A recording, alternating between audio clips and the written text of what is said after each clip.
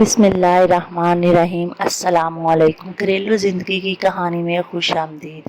میں آپ کو کہانی سنانا شروع کروں اس سے پہلے آپ میرے چینل کو سبسکرائب کریں اور بیل آئیکن کے بٹن کو دبانا نہ بھولیں تاکہ میری ہر ویڈیو آپ تک بآسانی سے پہنچ سکے۔ رضا کی شادی کو 4 سال ہو چکے تھے اور اس کے 3 بچے تھے۔ رضا اپنی بیوی اور بچوں سے بہت زیادہ پیار کرتا تھا، جبکہ اس کی بیوی اسے ایک آنکھ بھی نہ باتی تھی۔ وہ صرف اپنے میکے والوں کی وجہ سے یہاں پر بیاہ کر آئی تھی، کیونکہ وہ رضا کو بالکل بھی اچھا نہ سمجھتی تھی، اور یہ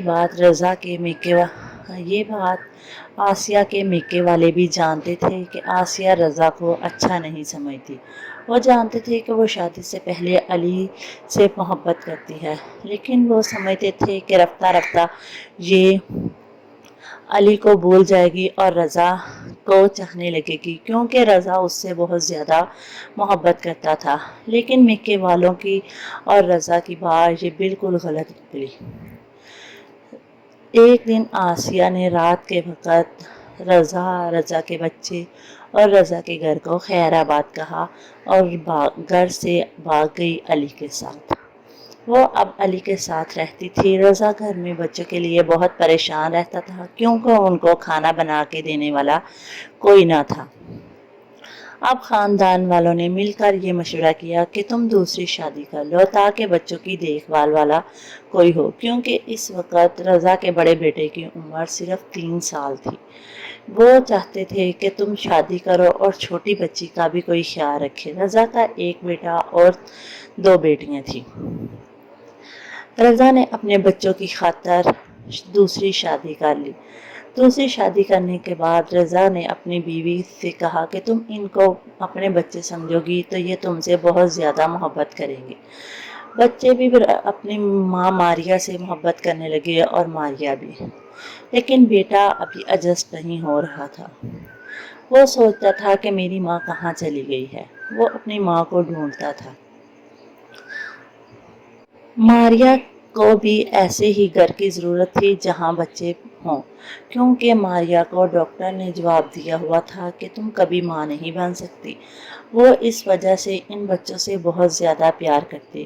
ویسے تو ستیلی ماں ستیلی ہوتی ہے، لیکن ماریا ماں نہیں بن سکتی تھی، اس لیے وہ انہیں بہت زیادہ محبت کرتی، ماں کی طرح ہی رکھتی کہ کہیں یہ بچے مجھ سے کھو نہ جائیں۔ آسیہ وقت کے ساتھ علی کے ساتھ وقت گزار رہی تھی، کیونکہ اب علی اسے بہت عیش و آرام سے رکھتا تھا۔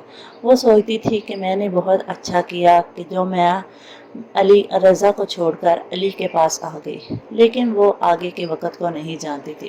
وقت گزرتا گیا، 2 سال گزر گئے۔ 2 سال کے بعد علی نے آسیہ کو اپنا رنگ دکھانا شروع کر دیا۔ وہ کبھی شراب پی کر آ جاتا اور کبھی گھر کا خرچہ نہ دیتا، کبھی مار پٹائی شروع کرتا۔ آسیہ کی وہاں جا کر کوئی اولاد نہ ہوئی۔ آسیہ ایک تو اولاد سے محروم ہو گئی اور دوسرا شوہر کی محبت سے بھی۔ 1 سال اسی طرح گزر گیا۔ 1 سال کے بعد آسیہ ایک دن گھر میں بیٹھی ہوئی تھی کہ ایک مالک مکان آیا اور اس نے دروازہ کھٹکھٹایا اور کہا کہ مجھے مکان کا کرایہ چاہیے۔ 3 ماہ سے آپ لوگوں نے کرایہ نہیں دیا۔ اگر آپ نے کرایہ نہ دیا تو آپ کا سامان اٹھا کر سڑک پر پھینک دوں گا۔ محلے کی ایک عورت نے کہا کہ علی تو اسے چھوڑ کر چلا گیا ہے، اب یہ کرایہ کہاں سے دے گی؟ اس نے کہا اگر یہ عورت کرایہ نہیں دے گی تو میں شام کو آ کر خود ہی وصول کر لوں گا۔ وہ یہ کہہ کر چلا گیا۔ آسیہ اس آدمی کی نیت کو سمجھ چکی تھی اور وہ جانتی تھی کہ علی اب کبھی بھی واپس نہیں آئے گا۔ اور آسیہ نے گھر کو تالا لگایا اور گھر سے بھاگ کر وہ اپنے میکے کی طرف گئی۔ میکے والوں نے صاف انکار کر دیا کہ ہمارے گھر میں نہ آؤ، اگر تمہیں ہم اپنے گھر میں رکھیں گے تو ہماری بھی عزت خراب ہوگی، پلیز تم یہاں سے چلی جاؤ اور دوبارہ کبھی ہمارے گھر کے قریب دکھائی نہ دینا۔ اب آسیہ کے پاس اور تو کوئی جگہ نہ تھی، اس لیے وہ آش روم میں چلی گئی۔ آش روم میں رہنے لگی اور آش روم والوں کو اپنی جھوٹی سچی کہانی سنائی۔ آش روم والے بھی اس کے ساتھ دوسری عورتوں کی طرح اچھا برتاؤ کرنے لگے، لیکن اب اس کے دل میں ایک نئی سازش سوجھی۔ اس نے اپنے گھر میں فون کیا، آگے سے فون بچے نے اٹھایا۔ وہ بچے نے جب ماں کی آواز سنی تو بہت زیادہ خوش ہوا اور کہا ماں پلیز آپ آ جاؤ، ماں آ جاؤ، میں آپ کو بہت یاد کرتا ہوں۔ اس نے کہا نہیں بیٹا، میں ایسے نہیں آ سکتی، تمہارے باپ نے مجھے گھر سے نکال دیا تھا، اگر میں اب آؤں گی تو وہ پھر ناراض ہوگا، پلیز تم پریشان نہ ہوا کرو، میں تمہاری ماں ہوں، میں آج بھی تم سے بہت زیادہ پیار کرتی ہوں، میں تو چاہتی ہوں کسی طرح تم میرے پاس آ جاؤ۔ بچہ ماں کی باتوں میں آ گیا کیونکہ وہ اس کی سکی ماں تھی، وہ یہ جانتا تھا کہ یہ میری ماں ستیلی ہے۔ وہ اپنی ماں سے اٹیچ ہونے لگا۔ ایک دن اس کی ماں نے اسے کہا کہ بیٹا تم اپنے کمرے میں الگ سے ٹیلی فون لگا لو تاکہ میں تمہیں وہاں پر بات کیا کروں، یہاں اگر کسی دن میں نے فون اٹھایا اور خدا نخواستہ کسی اور نے اٹھا لیا تو تمہارے لیے بھی مسئلہ بن جائے گا اور میرے لیے بھی۔ بچے کی بات یہ سمجھ میں آ گئی، وہ بچہ تھا جیسے اس کی ماں کہتی وہ ویسے ہی کرتا۔ اس نے اپنے باپ سے کہہ کر الگ سے ٹیلی فون لگا لیا۔ باپ نے بھی لگوا دیا کیونکہ باپ کے پاس نہ پیسے کی کمی تھی نہ کسی چیز کی، اور اب وہ ویسے بھی اپنے گھر میں خوشحال رہ رہے تھے۔ بچہ کبھی کبھی تنگ کیا کرتا تھا ماریا کو، لیکن بچیاں بہت زیادہ پیار کرتی تھی کیونکہ ماریا بھی سب سے بہت زیادہ پیار کرتی۔ اور اب وہ ماں کی باتوں میں آ گیا، وہ اپنی بہنوں کو بھی بھڑکانے لگا اور کہا کہ تم خوب خام خواہی ماں ماں کرتی رہتی ہو، یہ ہماری ماں نہیں ہے۔ بچیوں کی تو بات سمجھ میں نہ آتی کہ بھائی ایسے کیوں کرتا ہے، لیکن بھائی تو اپنی سکی ماں کے پیچھے لگا ہوا تھا۔ وہ ماریا کو بہت زیادہ تنگ کرنے لگا، کبھی ماریا کی کوئی چیز چھپا دیتا، کبھی اپنے باپ کی کوئی چیز چھپا دیتا تاکہ ماریا کو ڈانٹ ڈپٹ پڑے۔ اس طرح کا رویہ اختیار کرتی کہ ماریا اپنے گھر کو چھوڑ کر چلی جائے، لیکن ماریا اپنے گھر میں بہت زیادہ ایڈجسٹ ہو چکی تھی، وہ اپنے شوہر سے بہت زیادہ پیار کرتی تھی۔ ویسے رضا بھی ماریا سے بہت پیار کرتا تھا، اس لیے بھی کیونکہ اس کے بچوں کا ماریا بہت زیادہ خیال رکھتی تھی، لیکن یہ باتیں ماریا کی سوتن آسیہ کو بالکل اچھی نہ لگ رہی تھی کیونکہ اب ایک ایک منٹ کی خبر اس کا بیٹا شام کو اپنی ماں آسیہ کو دے دیتا۔ ماں کے کہے کوائے اب بیٹا بہت تنگ کرتا تھا۔ ایک دن بیٹا ماریا کو تنگ کر رہا تھا، لیکن وہ نہیں جانتا تھا کہ وہ اپنے آپ کو ہی تنگ کر رہا ہے۔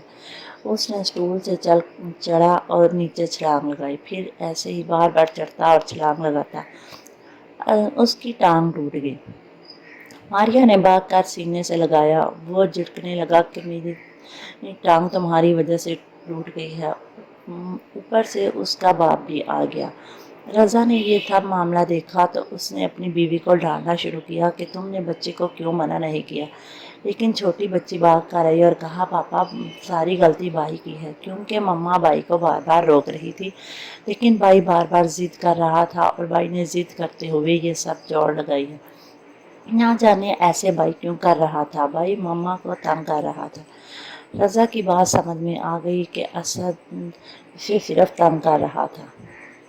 وہ ڈاکٹر کے پاس لے گئے۔ 3 دن تک ہاسپٹل میں خوب ماریا نے اپنے بچے کی دیکھ بھال کی، پھر گھر میں آ گئی۔ گھر میں آنے کے بعد اب ماریا پھر بھی اس کی بہت دیکھ بھال کرتی۔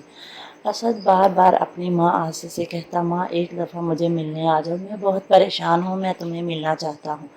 لیکن جب آسیہ کو پتہ چلا کہ اس کی ٹانگ ٹوٹ گئی ہے تو اس نے کہا بیٹا میں مریضوں کی دیکھ بھال نہیں کر سکتی، تم مریض ہو، تمہاری ماں ماریا تمہاری دیکھ بھال کرے گی، جب تم ٹھیک ہو جاؤ گے تو میں تمہیں ملنے آؤں گی۔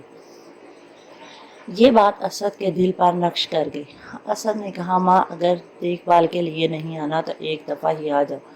آسیہ سمجھ چکی تھی کہ اسد صرف مجھے چال سے بلا رہا ہے کیونکہ وہ میری ممتا کو ترس چکا ہے، وہ کہتا ہے کہ ایک دفعہ آ جاؤں تو پھر میں اسے جانے نہیں دوں گا۔ آسیہ نے اپنا نمبر بند کر لیا، دوبارہ کانٹیکٹ نہ کیا۔ 1 ماہ تک ماریا نے خوب دیکھ بھال کی اور وہ ٹھیک ہو گیا۔ آسیہ نے تقریباً 1.5 ماہ بعد دوبارہ فون کیا تو اسد کو یہ بات سمجھ آ چکی تھی۔ اس نے اپنی ماں کو خوب کھری کھری سنائی کہ ماں تم مجھے برباد کر رہی ہو، تم مجھ سے پیار نہیں کرتی، میری ماں ماریا ہے، اگر تم میری ماں ہوتی تو کبھی بھی مجھے چھوڑ کر نہ جاتی، اور اگر جاتی تو آج تم تڑپ کر میرے پاس آ جاتی کیونکہ میں بیمار تھا۔ تم سے تو اچھی ماریا ماں ہے، کم سے کم میرے پاس ہر وقت رہتی تھی، وہ گھر کے کوئی کام کاج کی طرف توجہ نہ کرتی، ہر وقت میری دیکھ بھال کرتی رہتی۔ اس لیے میں ماریا کا بچہ ہوں، پلیز آپ دوبارہ مجھے فون نہ کریں۔ اب آسیہ اس جگہ سے بھی مرحوم ہو چکی تھی۔ آسیہ کو اپنے کیے کی سزا مل چکی تھی، کیونکہ اس کے لیے ہر دروازہ بند ہو چکا تھا، وہ لاوارثوں کی طرح آش روم میں پڑی ہوئی تھی۔ ادھر ماریا کو شام کے وقت اسد اور بچوں نے ضد کی کہ ماں بابا اب میں بالکل ٹھیک ہو چکا ہوں، اب ماں ماریا کبھی بھی کہیں نہیں گئی، پلیز اسے کہیں گھمانے کے لیے لے جاؤ۔ بچہ تو خاموش تھا، لیکن بچیاں بار بار ضد کر رہی تھی کہ پاپا پلیز آپ ماں کو کہیں لے جائیں، کیونکہ بھائی کی وجہ سے مما کبھی بھی میکے 2 ماہ سے میکے نہیں گئی اور نہ ہی کہیں گھومنے آپ لوگ گئے ہیں، پلیز آپ چلے جائیں۔ باپ نے بچوں کی ضد پوری کی اور لے کر چلا گیا۔ یہ سارا پلان ان کے بھائی کا تھا۔ بھائی نے گھر کو خوب سجایا، sorry I am sorry, sorry I am sorry کا بورڈ بار بار گھر میں لگایا۔ جیسے ہی ماں انٹر ہوئی تو بورڈ جگمگانے لگے، سوری آئی ایم سوری ماں، پلیز مجھے معاف کر دو۔ اور آخر پہ بورڈ لگا ہوا تھا، ہیپی اینیورسری ڈے مما پاپا، میں آپ لوگوں سے بہت زیادہ پیار کرتا ہوں، پلیز مجھے معاف کر دو۔ ماں نے بھاگ کر اسد کو گلے لگایا اور کہا بیٹا بچے کبھی معافی نہیں مانگتے۔ اسد بہت خوش ہوا، اب وہ دونوں خوشحال کی زندگی گزار رہے ہیں اور بچے کے ساتھ بھی، بچے بڑے ہو گئے ہیں، بچیوں کی شادی کر دی، بیٹے کی بھی، ان کی بہو اور بیٹا بہت زیادہ محبت کرتے ہیں۔ ضروری نہیں کہ ستیلی ماں ستیلی اور سکی ماں سکی، یہ سب ہماری کہانی ہے، جس کے دل میں ممتا ہو وہ ستیلی بھی سکی ماں بن جاتی ہے۔ اگر آپ کے پاس بھی کوئی کہانی ہو تو پلیز مجھے شیئر کریں، کمنٹس کریں، تاکہ میں اپنی کہانیوں میں شامل کر سکوں۔ میری کہانی سننے کا شکریہ، ملیں گے نئی کہانی میں نئے سبق کے ساتھ، اللہ حافظ۔